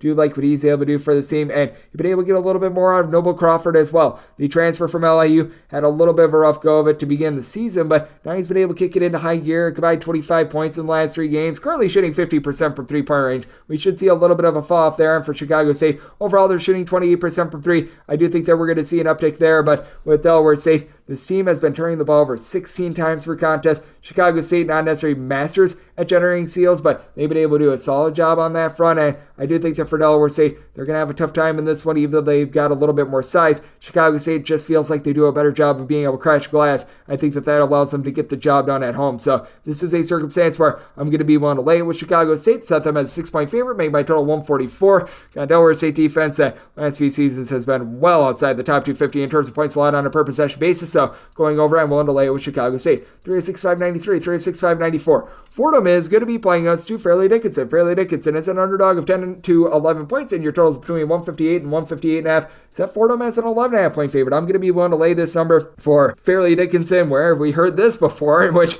they have a little bit of a lack of size in this matchup, but I do think that it is going to nip them in the tuchus in this one with Fordham. I like what they've been able to get out of Abdul Sambilia. He's not necessarily a go-to scorer or anything like that, putting up there right around 8 points per contest, but does a good job cleaning up the glass, 8.5 boards, right around 2 blocks per contest. He's been able to give the team 9+ rebounds in 3 of their last 4 games. And for Fairleigh Dickinson, you're looking to 6'4" Sean Moore to hold it down low. Now, he has been able to give you more as he also chips in there 12.5 points, 2 assists, shooting 40% from three-point range. And it's a pretty efficient team. That's why he turning the ball over about 12 times per contest. Ansley Almoner has been able to give you 17.5 points, 5 boards per contest, and he also shoots 38% from three-point range. But you could use a little bit more out of Furo Blaisen, who a season ago was very solid for the team with right around 7.5 points per game. He's seen a little bit of a fall off in his numbers thus far this season. It is a Fairleigh Dickinson team that they do generate about 9 steals per game, but when they aren't generating steals, they're giving up wide open looks. They're one of the bottom teams in all of college basketball in terms of opponents' 2-point shooting percentage,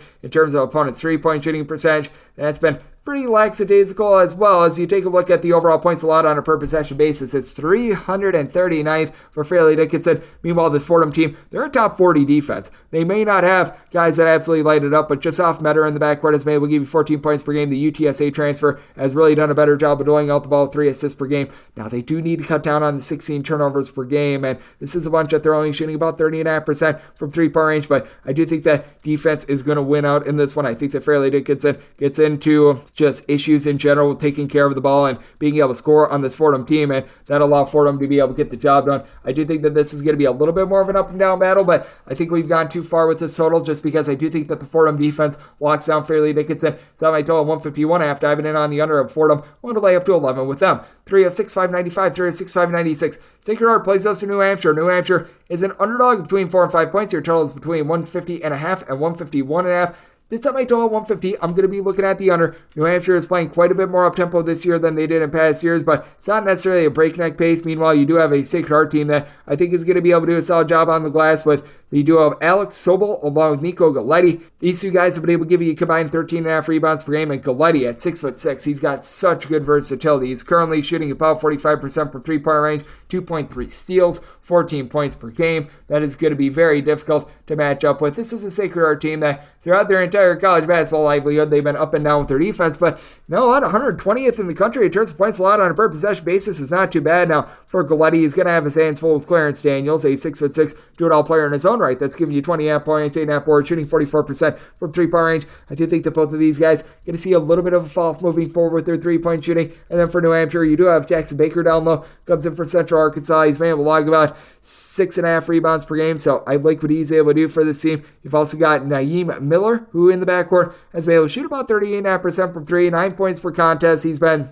all over the place with his scoring, though. He has scored 7 points or fewer in 4 out of his last 5 games, so you've got your question marks there, and that really leaves it up to Ahmad Robinson to be the main guy in the backcourt. About 5 assists, 15.5 points per game, shoots it relatively solid from three-point range, but with Sacred Heart, you just have more scoring options. A pair of Metro Atlantic transfers in Aiden Carpenter, Raheem Solomon are combining for about 18.5 points per game. They're combining to shoot about 36% from three-point range, and then do not lose sight of Tanner Thomas. He's a 6'6", do-it-all player in his own right that, once again, shooting 50% from three. Should see a little bit of fall off there, but 13 points, 6.5 rebounds per game. Really do like what he's able to bring to the table, and I think that that's going to be enough for Sacred Heart to be able to get the job done in this spot. I did set Sacred Heart as a favorite of 6 points, so seeing this line more in the neighborhood of about 4 to 5, I'm going to be one to lay it. And did set my total at 150. I think that you see a little bit of a drop-off with both of these teams in their three-point shooting, and both of these teams are teams that do a relatively solid job of generating turnovers, especially Sacred Heart with 11 steals per game. So diving in on the under, I'm one to lay with Sacred Heart. 306.597, 306.598.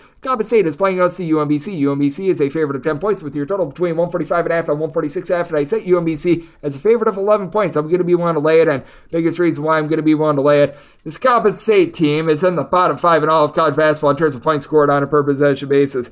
I mean, this is just ugly. They have scored 62 points or fewer in every one of their games this far this season, and I recognize that they played Virginia Tech, but I mean, it's not even like they're playing the world's greatest competition. They're playing Miami of Ohio, Eastern Illinois, Louisville, Mount St. Mary's, and they can't score against these teams. They don't have a single guy that's giving you at least 9.5 points or 4 rebounds per game. It's just ghastly awful. Now, the defense is actually not the world's worst in the world, because I guess you can't be 362nd out of 362 D1 teams in all of college basketball in every category. For Coppin State, in terms of points allowed on a per possession basis, they're clocking in 291st, so it's not like it's necessarily great. Now, for UMBC, if there is a team that is going to give up points, it's probably UMBC, 222nd in the country with this regard, and they are a team that's in the top 20 in terms of total possessions per game. But I do think that with the versatility of Deion Brown, UMBC should be able to really dominate this matchup. 15 points, 5.5 boards out of Brown. Not shooting it well from three, but all in all, it is a bunch of edge shooting about 35.5% from three-point range, with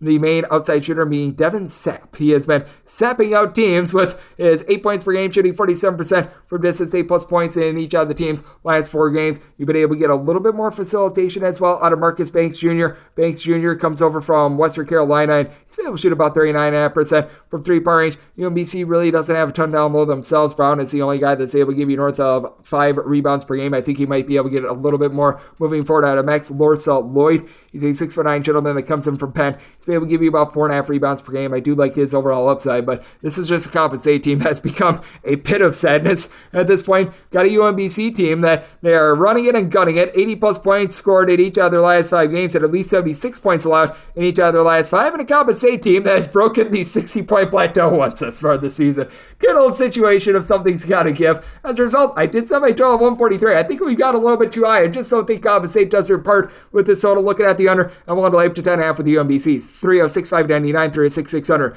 Oklahoma is playing against Arkansas Pine Bluff. Pine Bluff is a 29 to a 30.5 point underdog. Your total is between 154.5 and 156. I will not stand for this Arkansas Pine Bluff slander. I set them as a 22.5 point underdog. I am going to be willing to take the points with them. Now, for Pine Bluff, the defense has been rough. They are in the bottom 35 in terms of points allowed on a per possession basis, but I do think that for Pine Bluff, they are going to be able to do a solid job with their offense. You've got Rashad Williams, who I just still go back to what he did over at Oakland a few seasons ago when he was attempting 12.5 threes per game, the most per game for any player this millennium, but he pairs up very well with Kylan Milton in the backcourt. These two guys have been able to give you a combined 39 points per contest, a combined 3 steals. Joe French has been a great shooter throughout his career, shooting north of 38% from 3 each of the last 3 seasons as well. Typically, swag teams really do struggle from the outside. This team is shooting 39% from 3-point range now. Size is a little bit of a issue for this team. You've had Ismail Plepi able to give you 5 rebounds per game along with Jairi McLeod, but I do think that they're going to hold up against an Oklahoma team that it's not like they've got amazing size as well. Sam Godwin, he comes in from Wofford. He's 6'10". He's been able to give you about 7.5 points, 6.5 rebounds per game. Certainly, I do think that Oklahoma is going to be able to win the battle down low, but I don't think that they're going to dominate the battle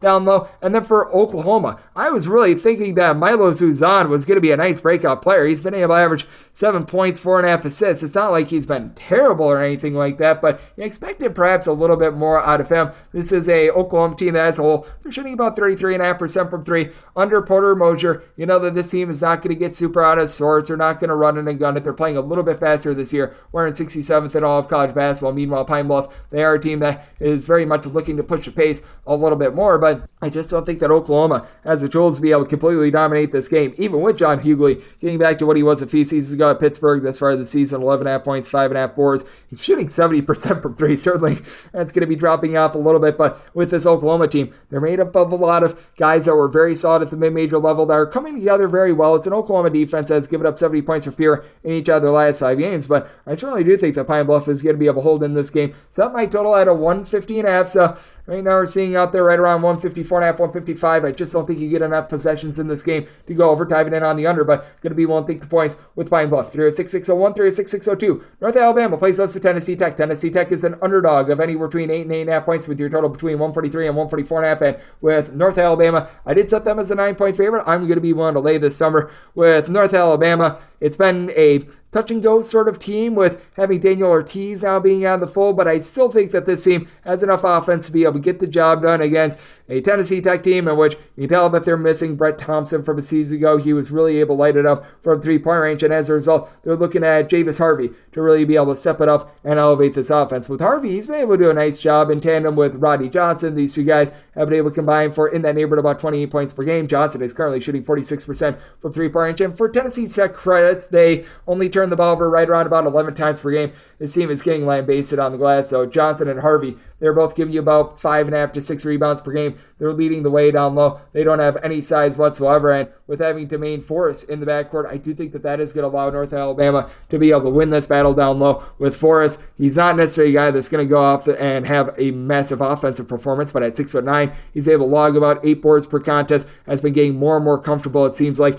as he's been at North Alabama. Couple that with Jakari Lane, who's shooting about 36.5% from 3, about 3 assists, 11 points per game, and then you've got Will Sosi, who shot north of 40% from 3-point range. He's going to be looking to try to take over a little bit more of that role that Mr. Ortiz had a season ago. He's been a little bit ineffective this year with only about 5 points per game, but KJ Johnson, he's able to run the show, 17 points per game. I feel like he's the best player in this game, shooting 39% from 3-point range. And with Tennessee Tech, just been really rough for this team on defense in general, and they have to face off against a North Alabama team that is one of the quickest in all of college basketball in terms of total possessions per game. Tennessee Tech clocking in number 300 in the country in terms of points allowed on a per possession basis. Meanwhile, North Alabama, they're not amazing, but they're more around 140th, and I do think that North Alabama going to get it done against a Tennessee Tech team that is a lot of moving pieces. So one way up to 8.5 with North Alabama. Did set my total 151. I think that North Alabama gets this game up and down, so looking at the over and one to lay with North Alabama. We wrap things up with 306, 603, 306, 604. UTSA, meet me for the Roadrunners. They play us to Lamar. Lamar is a underdog of 2 to 2.5 points.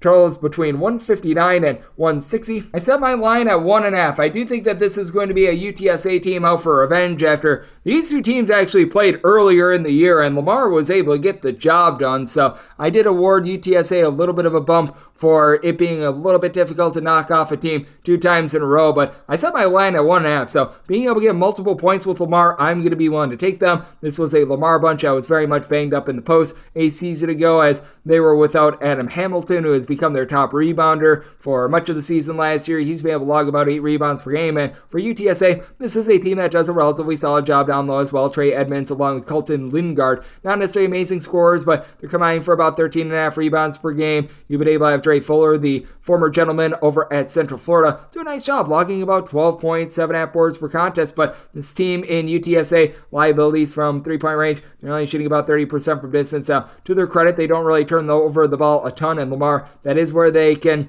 get a little bit out of sorts. They are turning the ball over about 14.5 times per game, and Lamar is going to see a drop-off with their three-point shooting. Currently, they're shooting 40.4% from three-point range, and among players that have made at least one three-pointer this far this season, 5 out of their 6 have been able to shoot at least 40% from three-point range. So that'll be going downward a little bit, but this team has really good and equal facilitation as well. I can't remember the last time I've seen a team with 7 different guys dishing out at least 2 assists per game. You've been able to have good versatility out of Scary Terry Anderson, who he's able to give you 6 boards, 11.5 points per contest. He's a lone guy that has made a 3 that is shooting below 40% from 3, but Chris Pyer is able to give you 3 assists. He's chipping in there about 11.5 points per game. You've had your main scorer in BB Knight be able to give you 12 points. He's currently shooting 40% from three-point range himself, but this is a really deep Lamar team that I do think that they're going to be coming at UTSA in droves, but I do think that for UTSA, the fact that they do take a little bit of better care of the ball, the fact that they do have a little bit more of a floor general in Christian Tucker is able to give you 5 assists per contest, is going to allow them to be able to win out. I think that they're going to be able to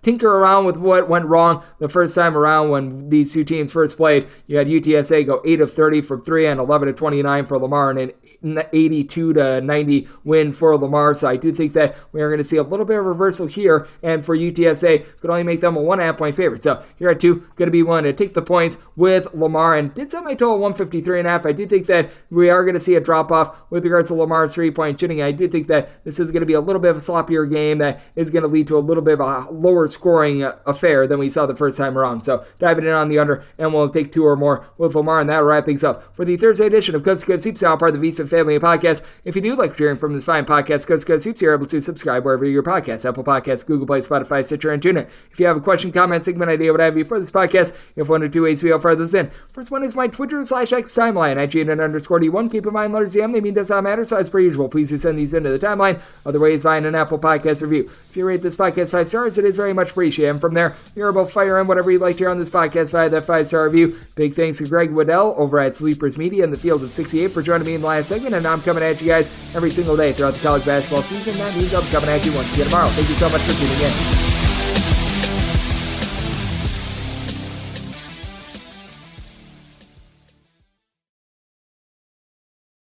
This country was built on a distinctly American work ethic, but today, work is in trouble. We've outsourced most of our manufacturing to other countries, and with that, we sent away good jobs and diminished our capability to make things. American Giant is a clothing company that's pushing back against this tide. They make a variety of high-quality clothing and activewear, like sweatshirts, jeans, dresses, jackets, and so much more. All made right here in the USA, from growing the cotton and adding the final touches. So when you buy American Giant, you create jobs for seamsters, cutters, and factory workers in towns and cities across the United States. And it's about more than an income. Jobs bring pride, purpose. They stitch people together.